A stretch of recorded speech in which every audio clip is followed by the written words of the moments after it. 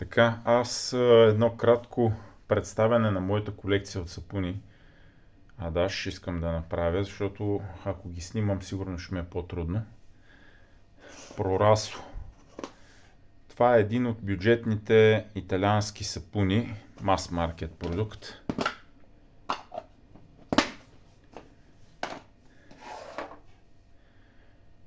Това съм го забравил какво е. Talent Soap Factory. Това е с аромат на бира.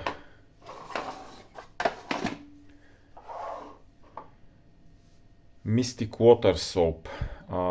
Oatmeal Stout. Това е пак с бира Guinness. Ето тук отдолу пише. Представи си аромат на изпечени бисквиди. Банди. Това е сапун купен тук от България, от SKL Shave. Също доста приятен сапун. Лепер Лусиен също купен от там. Френски продукти. Не лоши, но не бих казал, че са върха на сладоледа. Може би не оправдават цената си. Katie's Bubble. Американски сапун. По-старата формула на сапуна. По-новата, доста добър сапун. Това е може би един от топ сапуните в момента. Португалия, Westman. Адамастор и Монолит.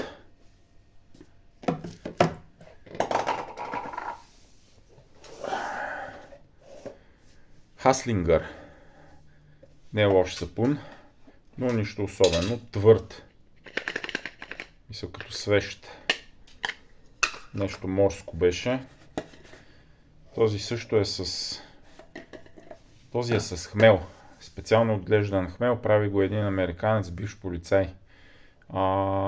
Не може да се намери вече и не го произвежда.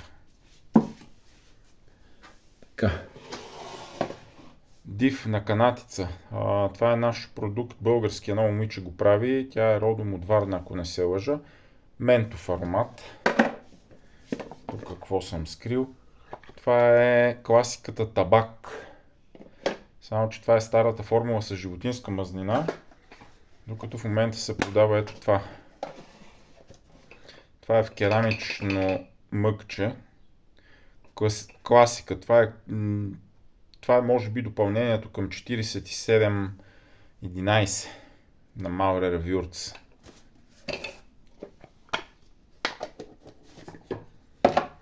Така. Това е Арко. Турски сапун, настърган на рендето. Също класика, много ценен в чужбина. Ефтин сапун.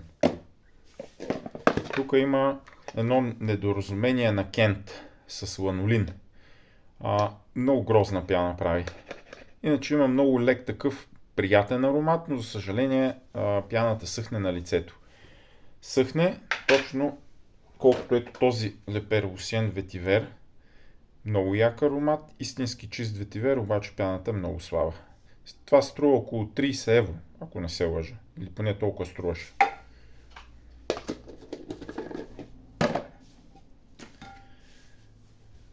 Така. Тук влизаме в дълбокото. Това е първия сапун, който си купи Август. Всъщност един от първите. Този е сам може да прочетеш. Кожа, моторно масло, бензин, пушък, дърво. Брутален е. Това е от по-новите. Краяджин. Тук ако успея да ти заснимам нещо интересно, много ще се радвам. Да кажем 30 пъти ментолиран над нормалната норма. Виж за какви кристали става въпрос вътре по повърхността на сапуна. Бръснеш се и плачеш.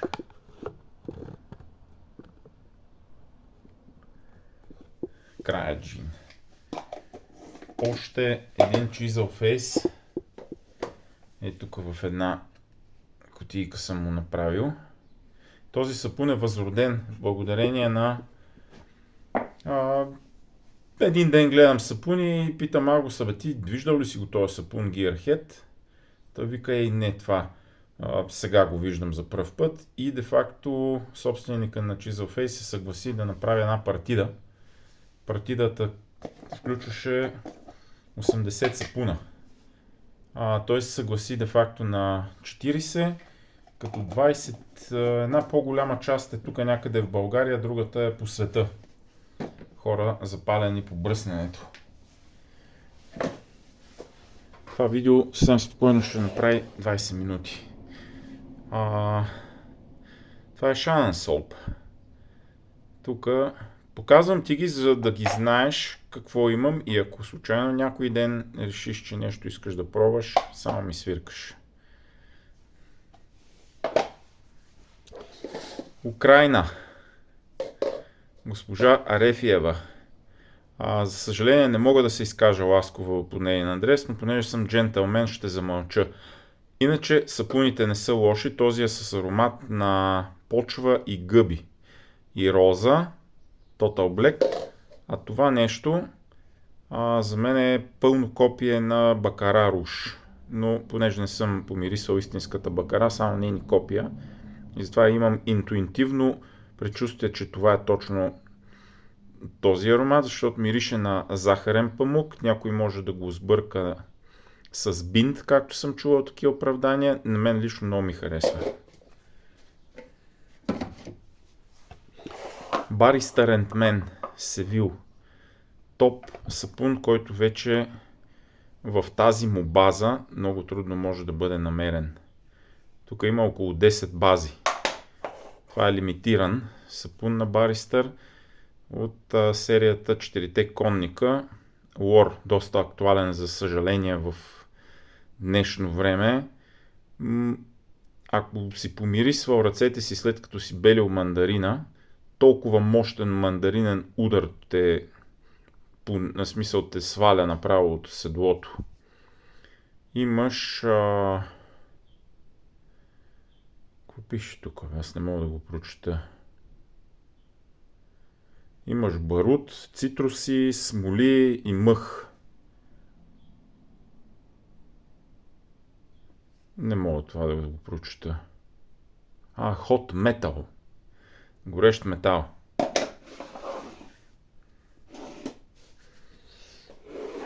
Тук се прехвърляме на Южна Африка. Заедно с ето тия. Така, портокал с кедър. Много як. Много приятна мента.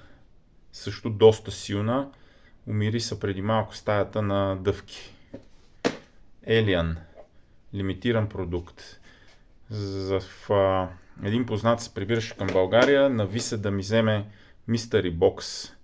5 вариации има Mystery Box, примерно за там Ранда, мисля, че беше валутата. Като не знаеш какво има вътре. Може да има сапуни, афтершейви, четки, мисля, че мъгове, такива неща. Та за цената, която платих, получих 5 сапуна, един афтершейв към този, който е лимитиран. Това е от Бундоберт. Пак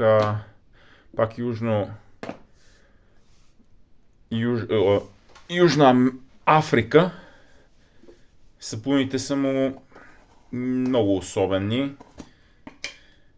Виж, тук все едно има пепел. И най-вероятно има пепел. Наистина, защото някой път, след като съм почиствал някой комин, като вляза в банята и съм мърсен, прашен, се получава точно пяната на главата ми, която прави този сапун. И не само той. Тук самата база си има един базов аромат, много тежък, много плътен. Много добри бази. Ароматите той ги купува като готови. Пак още един негов. И още един сапун, възроден от хора в България, запалени по бръсненето. За съжаление не поддържам контакт с тях, защото както навсякъде трябва да има драми и сърдити и обидени. Ето го, това е направено за нас. Идва в тая приятна опаковка с хартийка. Така. Holy Cow. Този сапун има аромат на гнили водорасли и храна за рибки. Не може да хареса на никой, си мисля. Аз си го взех малко е така на пук и на шега, но бръснал съм се по цял месец с него. Хубав сапун. Този от по-съвременните, пак на Holy Cow. Gentleman's Knot. Мисля, че прекратиха правенето на сапуна или поне не съм виждал скоро. Не е лошо. Тук Juniper Rivière. Много приятен аромат. Хубава база. Mike Natural Soap, неизвестен на Европа. Много добър сапун.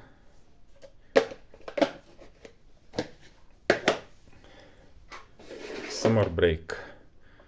Valedictorian. Това е отличникът, така да се каже. Белрингър. Много игрив аромат. Наподбяваш дъвките от едно време. Това беше от...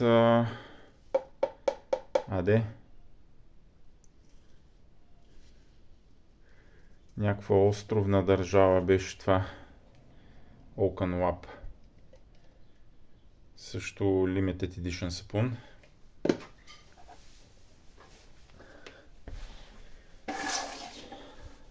Доктор Джон. Мощно лавандула. За съжаление, вече няма негови сапуни. Фалира или прекрати дейност. В този ред Southern Witchcraft. Лимитиран сапун. Долината на пепелта като Midnight Stack. Още един лимитиран техен. Фужер. С ягода, брашляни, кожи, много як. И те също прекратиха. Бариста Рентмен, ето тези, този и този, в момента са в колаборация с Стърлинг. Сапуните на Баристър и Стърлинг се правят в заводите на Стърлинг. Scots Pine Ship с овча алой. Много як аромат на мускус и бор. Pumpkin Spice. Не е лошо, но не е това, което очаквах. Texas on Fire. Това деца вика може да те изненада малко, неприятно дори. Тежък. Electric Ship също с овча мазнина. Бих го приличил на аромат на... ще се сетя. Не е мащерка, маточина. Така. Phoenix and Bow. Не е лош сапун. Кожа, боровинки и тютюн. Тия също са преименувани. Патешка мазнина, Grooming Deep, Шипре Пич, шипрови нотки с праскова. Това е лавандула. А това е сладолет с Earl Grey. Много приятни сапуни, много добра база. Шпайк, немска класика, мас-маркет продукт. Той от стоене, виж как се е свил. Свалил се два пъти. Declaration Grooming. Също почти не могат да се намерят техни сапуни. Unconditional Surrender. Shire на House of Mammoth. Това е от Властелина на пръстените серия. Също много висок клас сапуни. Още един Grooming Deep, много стар. After the Fire. Тук нещо по-съвременно на Chicago Grooming Co. Сусуро. Това мисля, че наподобява напълно някакъв парфюм. Забравих кой беше. Байред, може би. Нещо, което чак пат се среща и при нас в България. Zingari Men, SKL ги предлага. Stargazer. Earth, Snowflakes, Woods, аромат. Мус Илюмине на Rouge Parfumerie, Мануел Крос, готвача, който започва да прави парфюми. Много е як. Ето този Амирчо, роза пачули уд, класическо комбо модерно днес, също много ми приляга на мене. И те почти не останаха.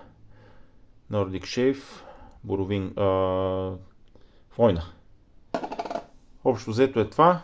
Тук само да ти покажа. Значи това е купчината с сапуни. Към някой има афтершейви. Това е едно такова бидонче с може би едно 50 до 60-70 мостри на сапуни. Вътре още малко афтери и това е това.